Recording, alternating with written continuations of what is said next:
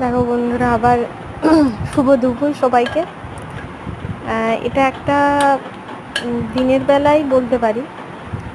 আমি একটু ভাতে ভাতে খাচ্ছিলাম, আলু ভাতে, পটল ভাতে, বেগুন ভাতে, সরষার তেল দিয়ে মাখিয়ে গরম গরম ভাতের সাথে, আর সাথে একটু ডালও ছিল, আর একটু মাছ ভাজাও ছিল।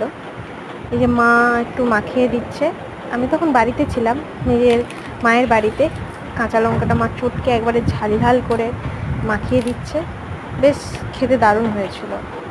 আর কার কার এরকম গরম গরম ভাতের সাথে কাঁচা পেঁয়াজ, কাঁচা তেল, সরষের তেল অবশ্যই, আর এরকম ভাতে ভাতে খেতে কার দারুণ লাগে। এই যে মাছগুলো কি দেখতে সুন্দর লাগছে, লাল লাল। আর এই যে মুসুর ডাল সিদ্ধ। এবার মা একটু ভাত মেখে দিল।